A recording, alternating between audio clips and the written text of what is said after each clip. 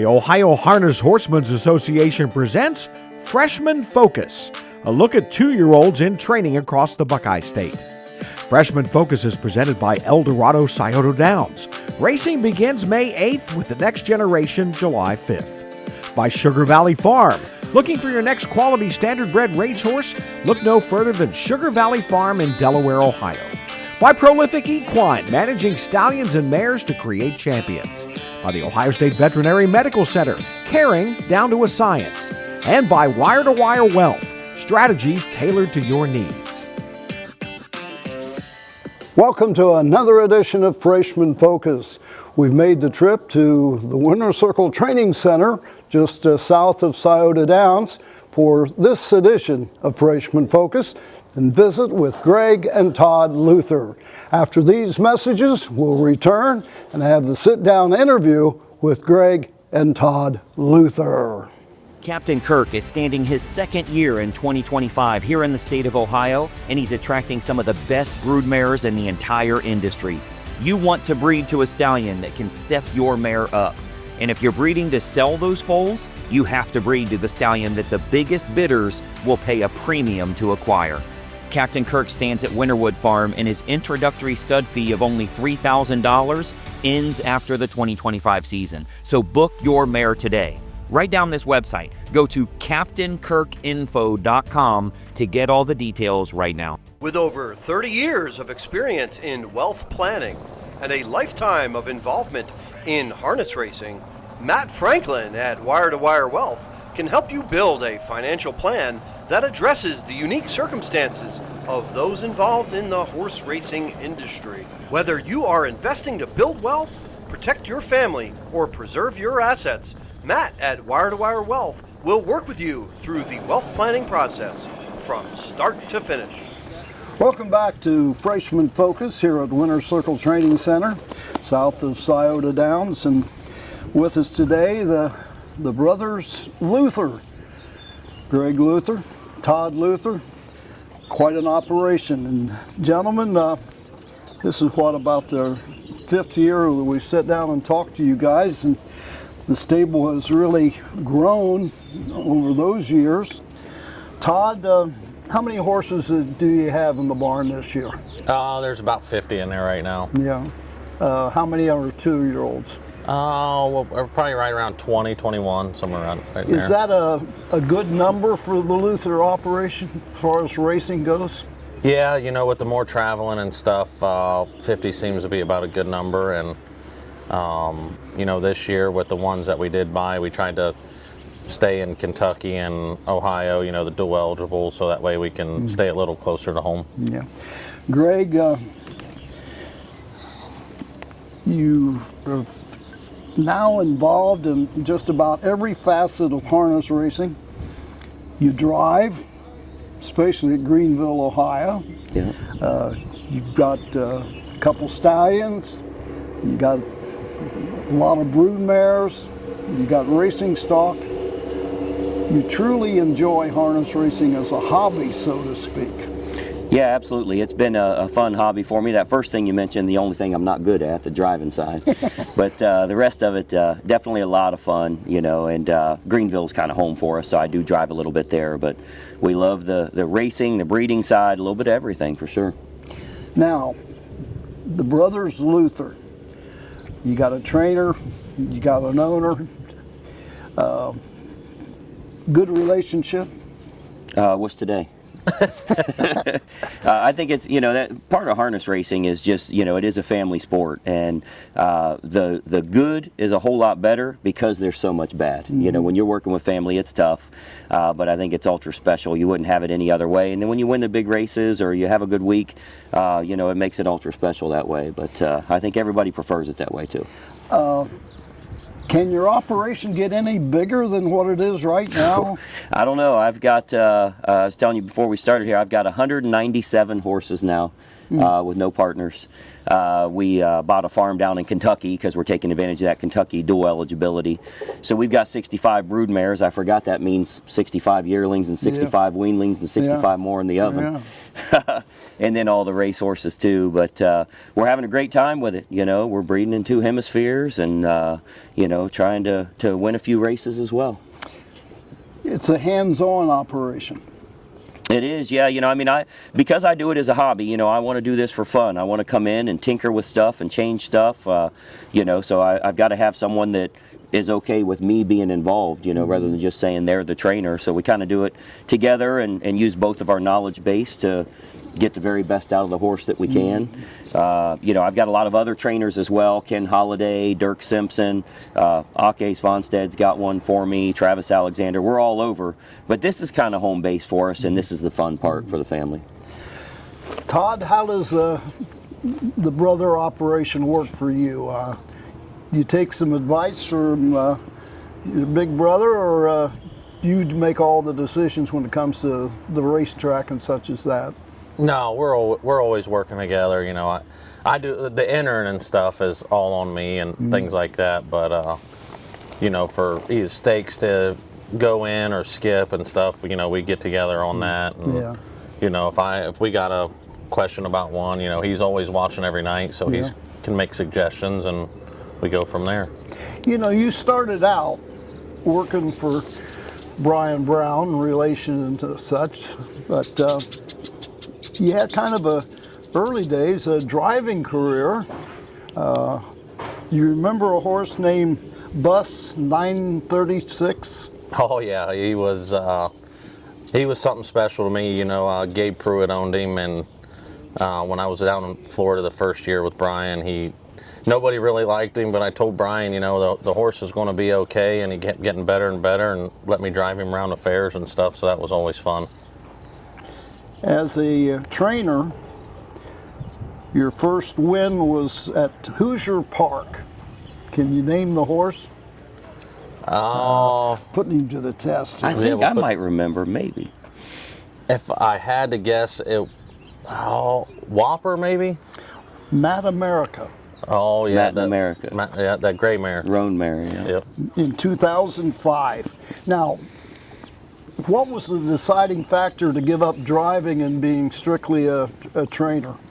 Oh, that was something I did for fun, but yeah, you know, these guys that do it every night and they drive 14, 15 at night. You know, leave that to them. They're the ones that make the decisions out there. You know, I give them my insight when we go to the gate, or if they have any bad habits, and the rest is up to them. Makes it easier to blame them than it does me. do you get involved with? Now you mentioned you got horses with Dirk Simpson and Ken Holliday and other trainers. Do you have a working relationship with those trainers as well? Oh yeah, we're always in. You know, when I see Doc down at the races and stuff, or if we're not doing good with one, you know, Greg will say, let's send it to Holiday, and you know, I tell him everything I've done, and Dirk's done a great job for us at the Meadows. I love leaving horses over there with him. You know, they're taken care of, and for some reason, the horses that we've sent over there, they love racing there. So it's a good operation. Yeah. Everything that's going on, could you ask for it to ever be any better than working with family and such? Because it doesn't just involve brothers, but there's relationships with the other family members as well. Oh yeah, you know, family's a big thing. You know, with Brian, you know, I'll still ask him things, and you know, and Tony and the girls are getting big. They love the horses, and you know, with everything that Greg's done, I think, and this year and the next couple years, I think, is going to be the most fun that we're going to ever have in this business. Yeah.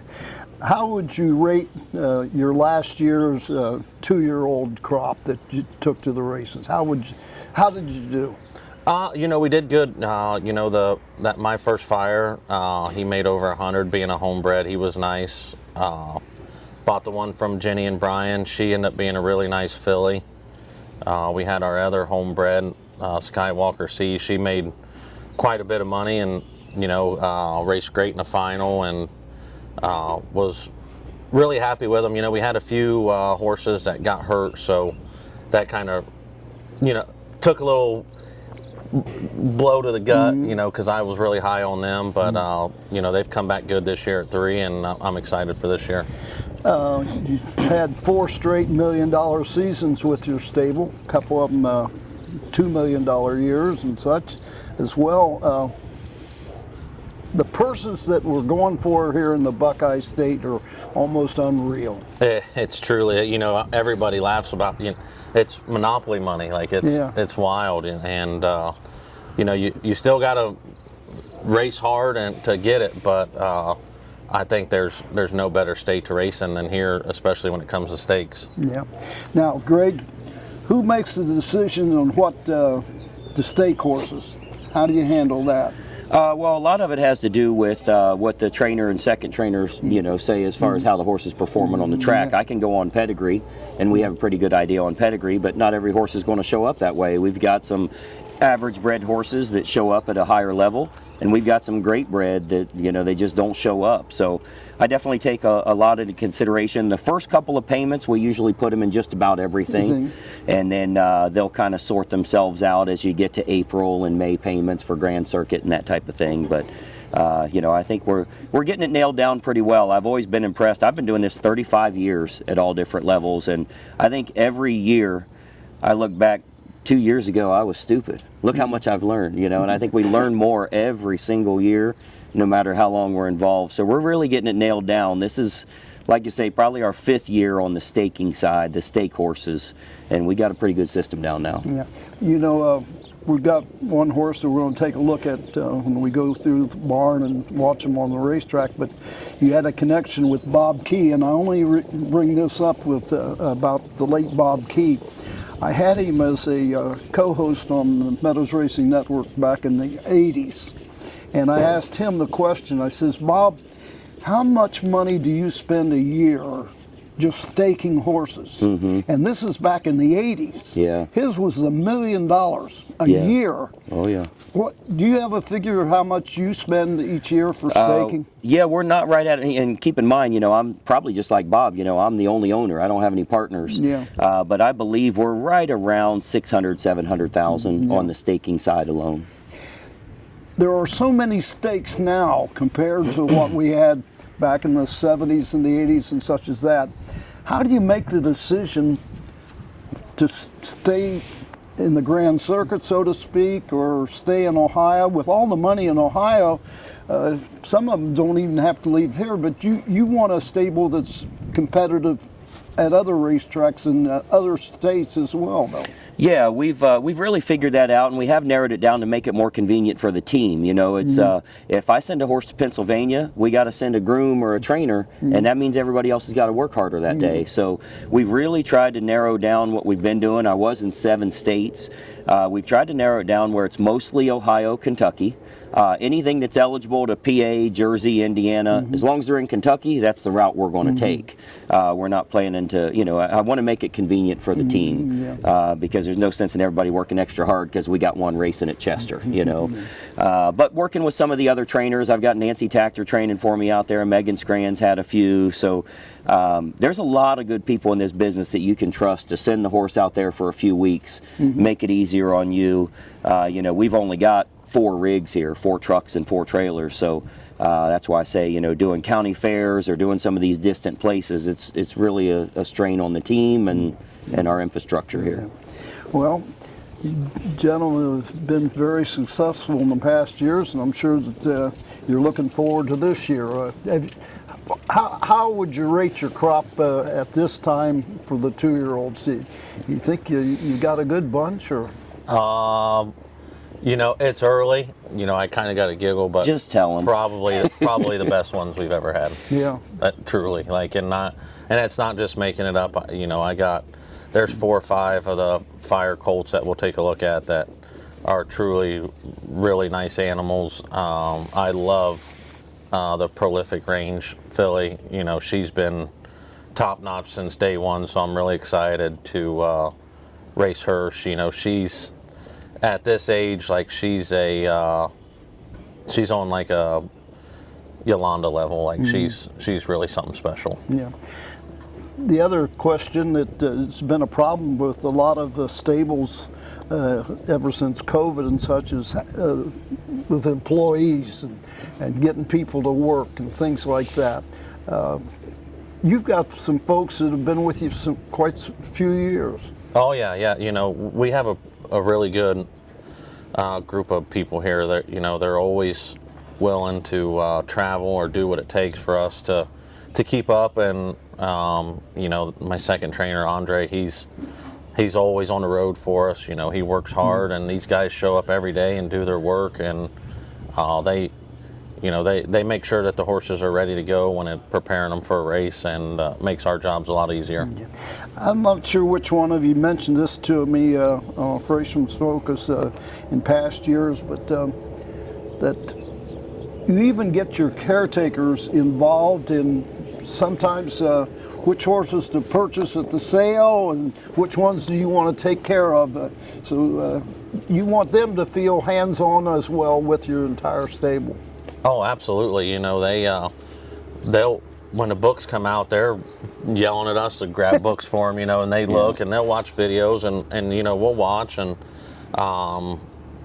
you know, a lot of them are homebreds this year, but in the years past, you know, we've had horses that, you know, Greg will say this is the barn horse and things like that. So. Or let each groom pick one out at the sale, you know. I mean, fortunately, we don't have to make a big profit or anything. So if there's a horse that goes for $15,000-$20,000 and the groom wants it, let's get it. We let them take care of it, and you know, then when they make it, they get to brag about it.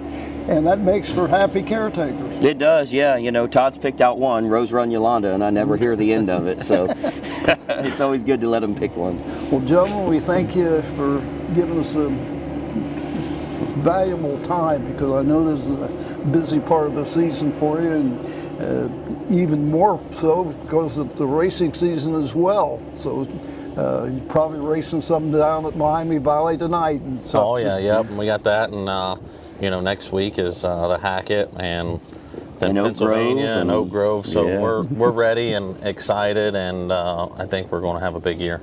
Does anybody have a figure on the number of miles? I do.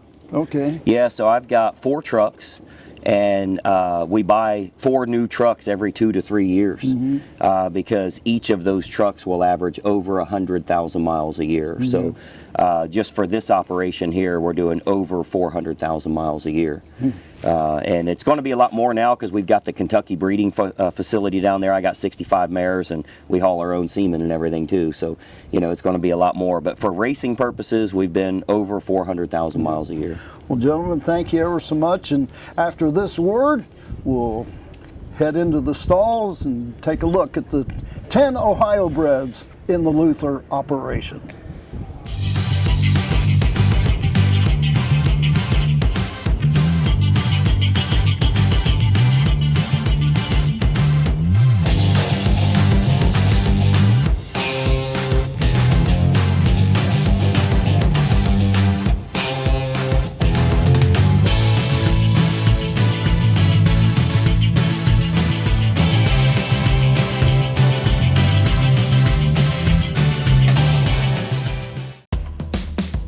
Racing returns to El Dorado Scioto Downs. Catch the excitement all summer long, beginning May 8th. Live racing every Tuesday through Saturday nights. First race post time is 5:45. Mark your calendar to see the future stars with the $150,000 Next Generation July 5th. Thrilling harness racing at El Dorado Scioto Downs. Horse players can earn points with the Caesars Rewards program. El Dorado Scioto Downs. Racing returns May 8th. At Ohio State's Galbraith Equine Center, our veterinary champions are here for your champions 24/7, 365 days a year. Our expert team of boarded surgeons, sports medicine and rehabilitation specialists, together with veterinary cardiologists, internal medicine, and ophthalmologists, make our hospital your best resource for all sport horse performance issues. The Ohio State Veterinary Medical Center's Galbraith Equine Hospital.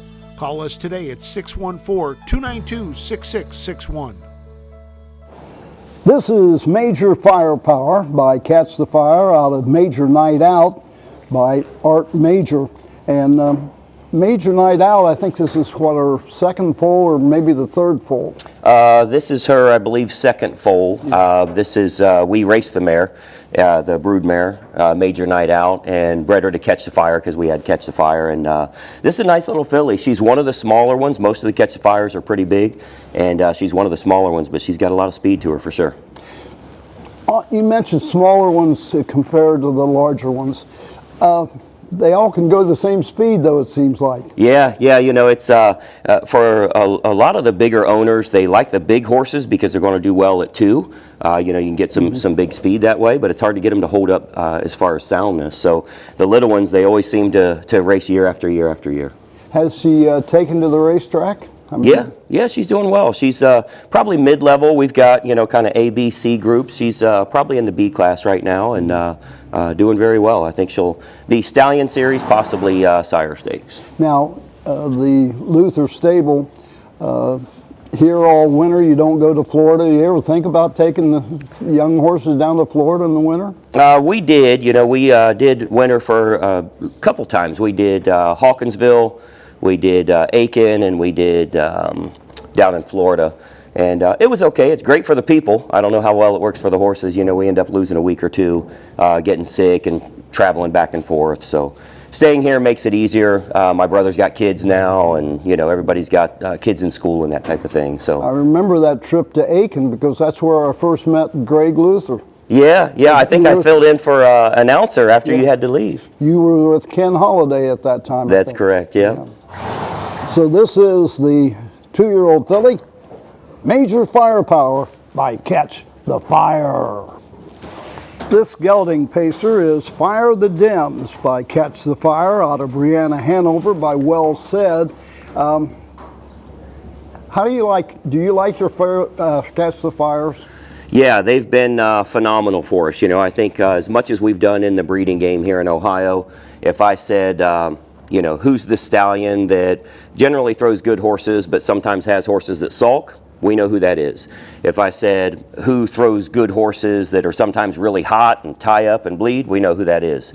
Catch the Fire, we don't have that. You know, I think they've been fairly calm, easy to handle, and they certainly show the speed. So he has a full crop this year. We're really excited about 2025 here. Last year there was only 35 that raced and they performed well. We got a full crop. You'll see a whole barn full of them here today too. But I've been very happy with them. Do they all have similar traits? They do. You know, they've all been a lot bigger than him. Of course, all his brothers and sisters were large, but they've definitely got some size to them. Weirdly enough, they have a wide chest and a crested neck. It's the only stud I've seen that you see the crested neck on a lot of them. I've always said going through a yearling auction, I can pick them out if they're standing in the aisleway. They have a very individual look to them for sure.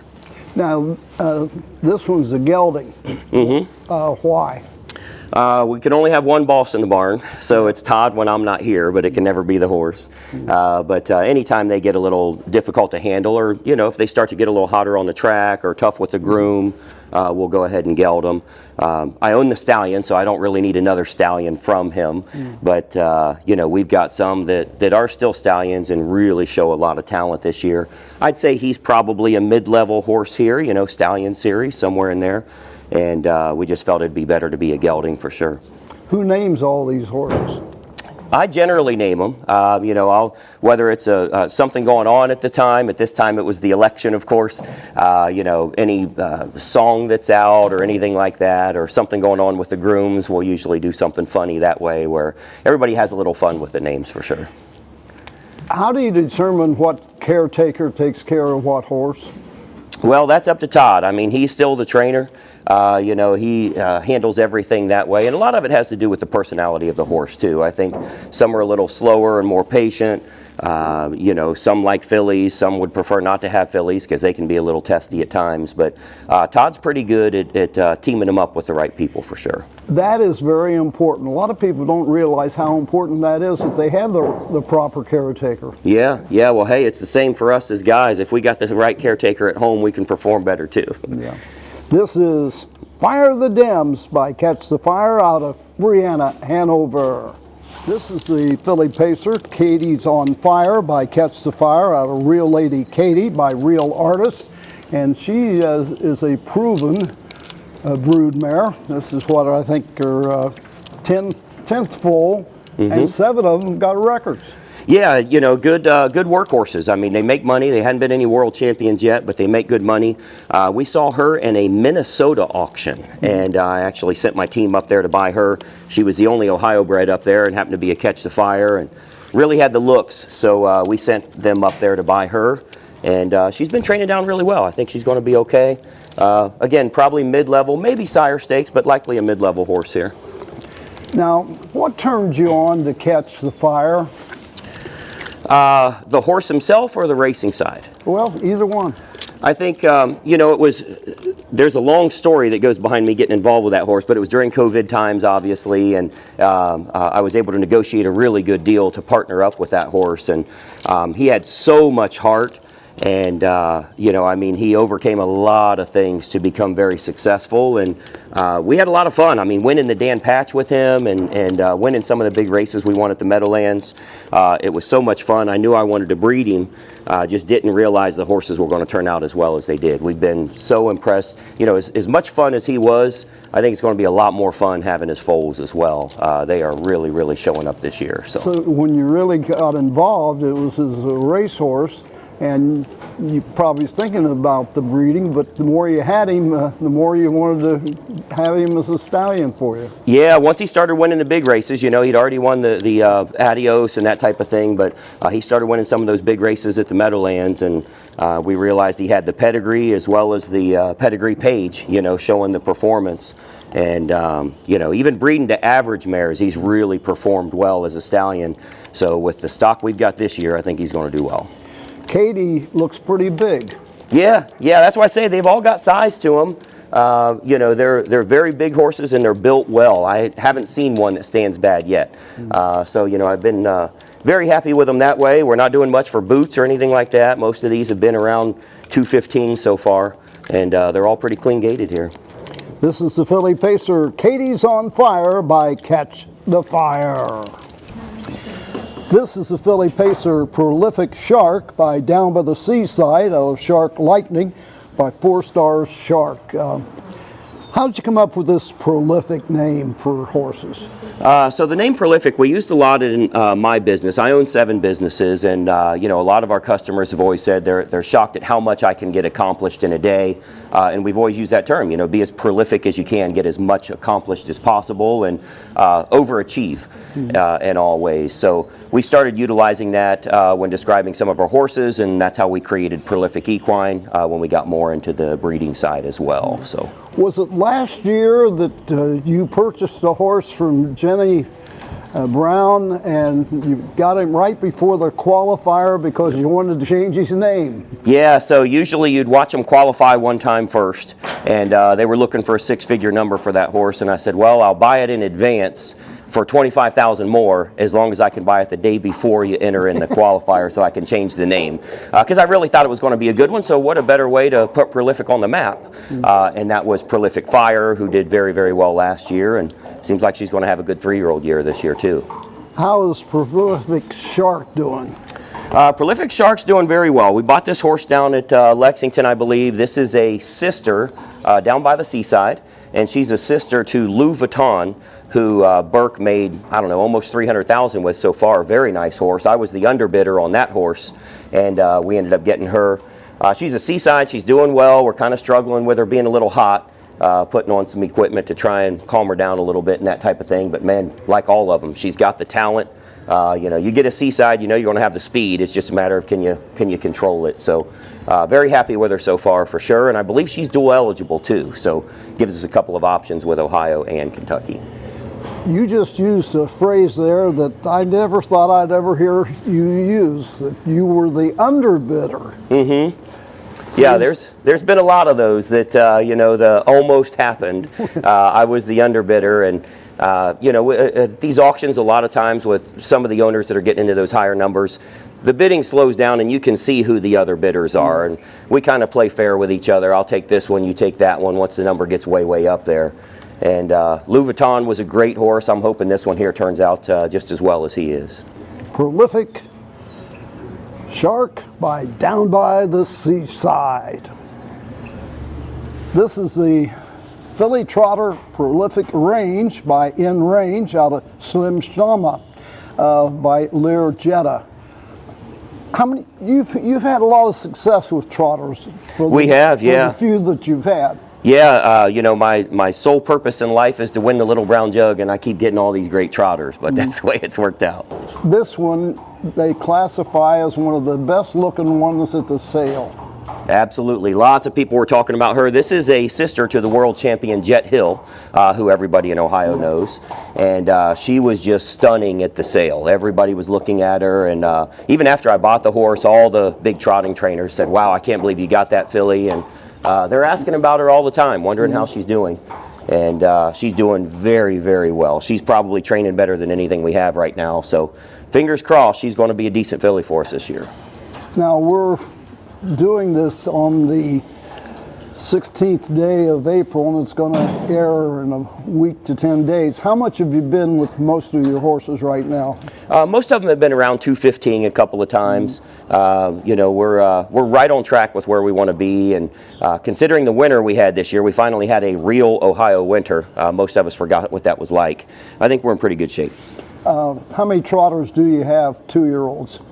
2-year-olds total, because I've got some with other trainers and that type of thing too. I would say probably eight or nine on the trotting side, and then 30 some of the pacing side. Now, does she train with other trotters, or do you put her in with the pacers every once in a while? She goes with our Grand Circuit level pacers at this point. So we train her with trotters in the slow miles and that type of thing, but she's going to be a lot of fun, and this is going to be our next gen horse as long as she stays sound and everything.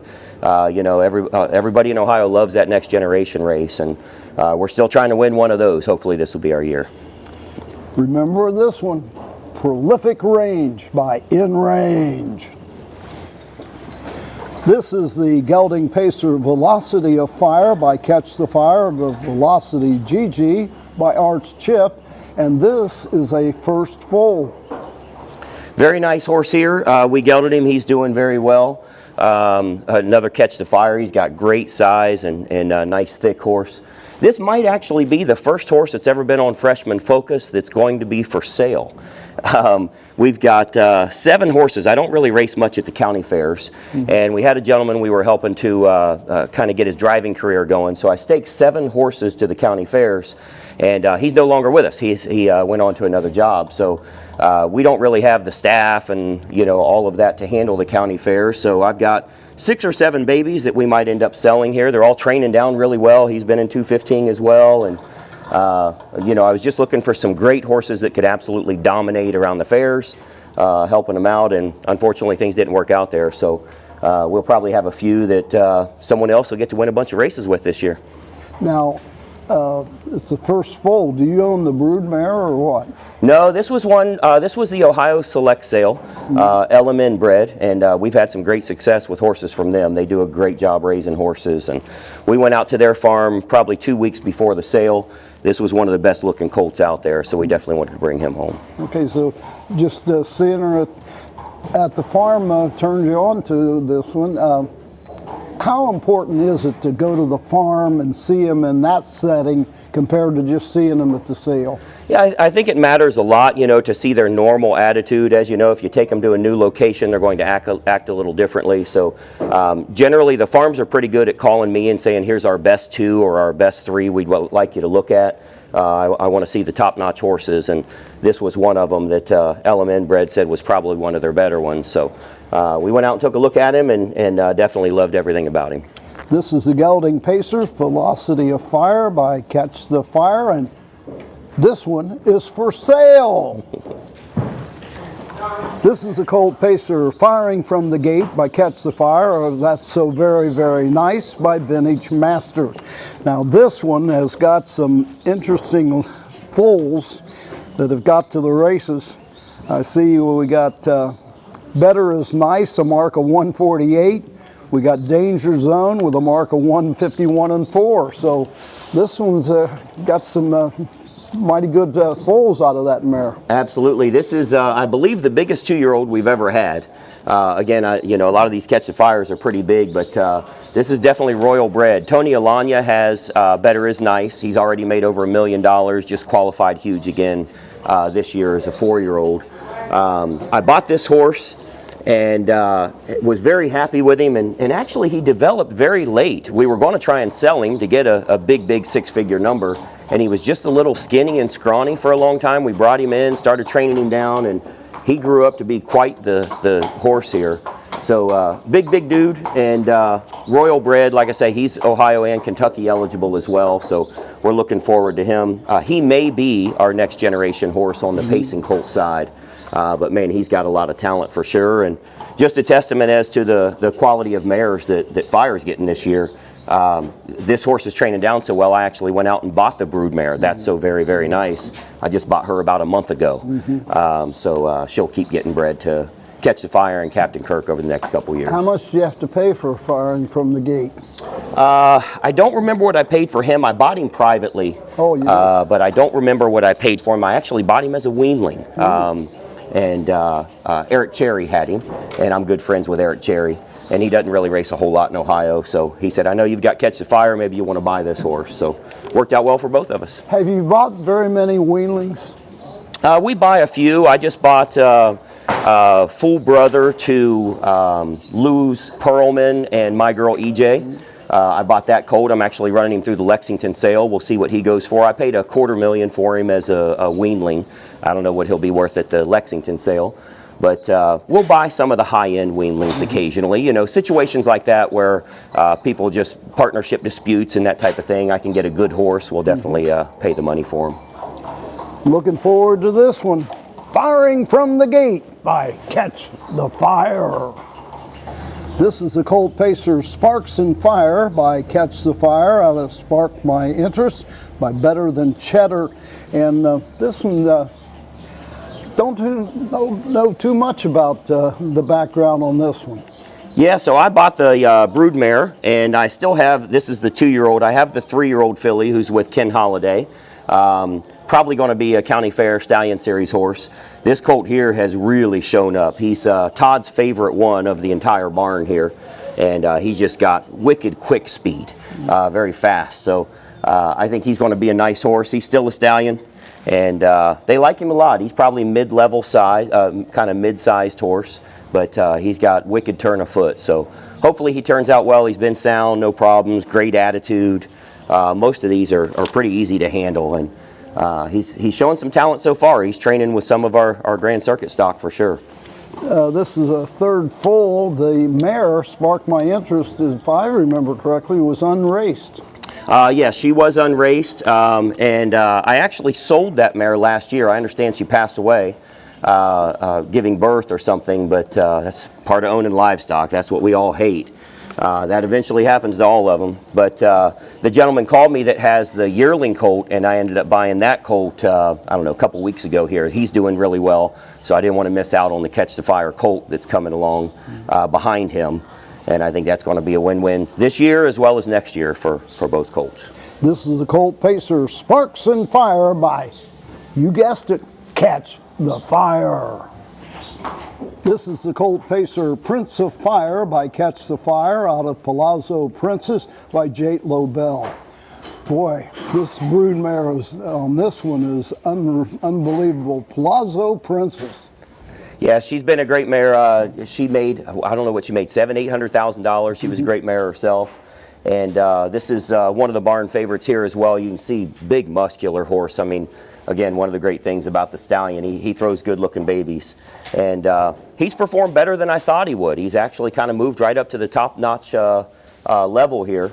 And will likely be a sire stake horse this year and perform well for us. But sound, great attitude, and the great thing about these things is they all want to do it.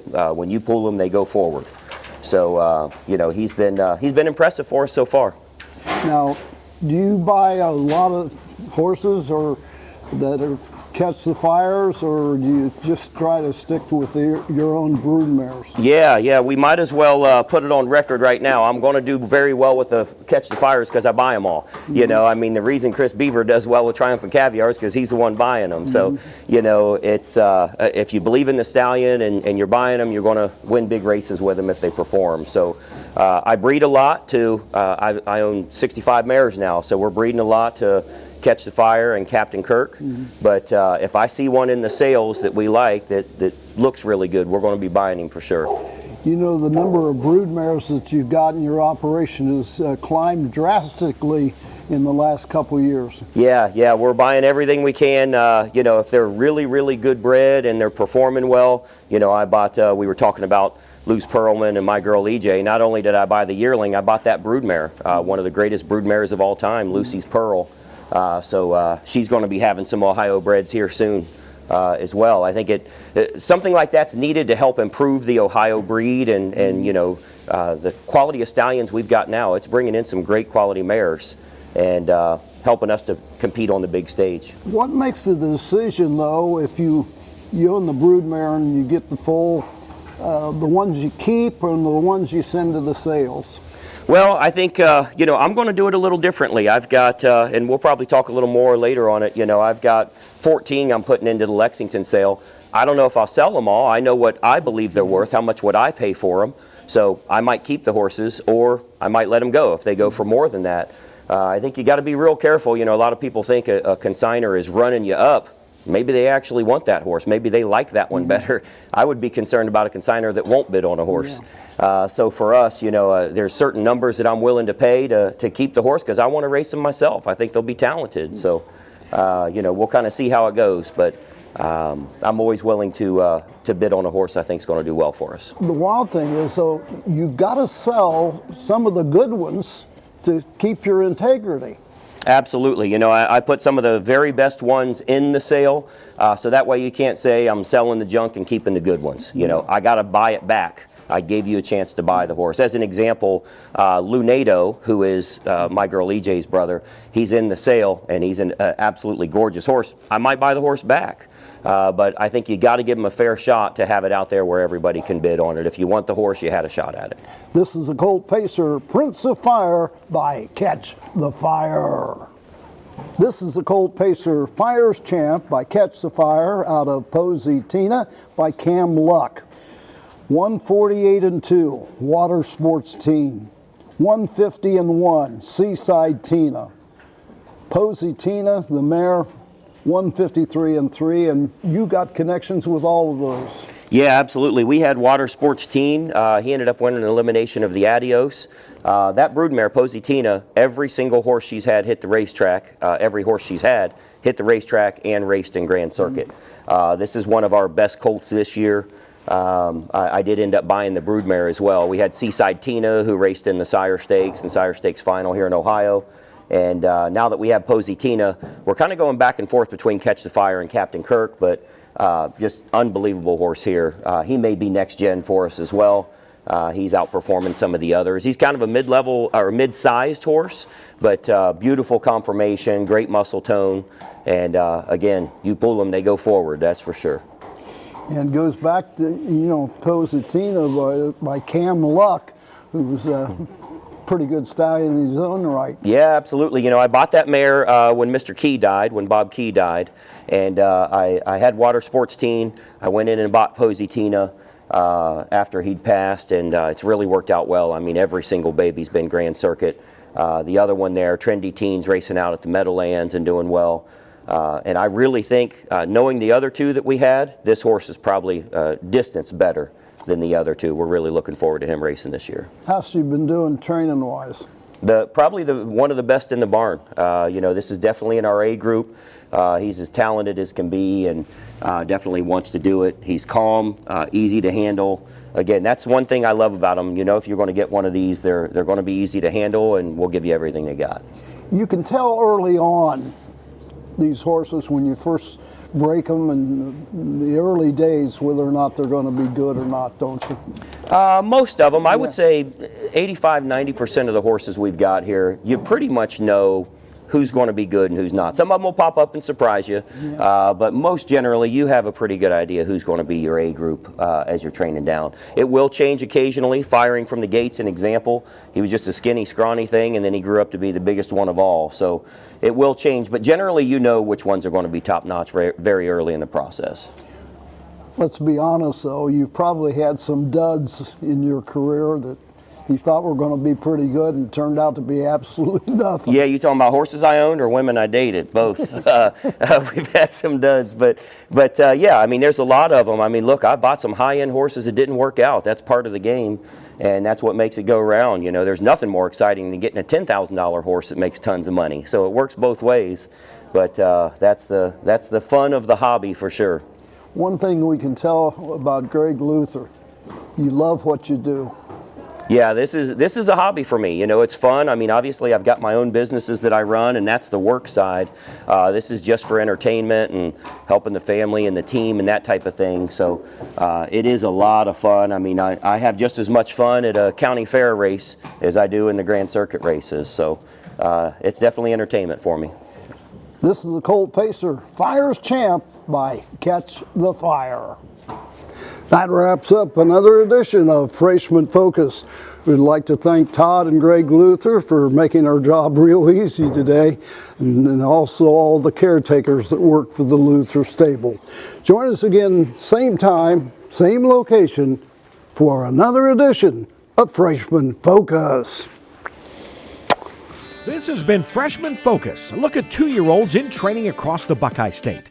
Freshman Focus is presented by Eldorado Scioto Downs. Racing begins May 8th with the next generation July 5th. By Sugar Valley Farm. Looking for your next quality standardbred racehorse? Look no further than Sugar Valley Farm in Delaware, Ohio. By Prolific Equine, managing stallions and mares to create champions. By the Ohio State Veterinary Medical Center, caring down to a science. And by Wire to Wire Wealth, strategies tailored to your needs. Freshman Focus is a production of the Ohio Harness Horsemen's Association.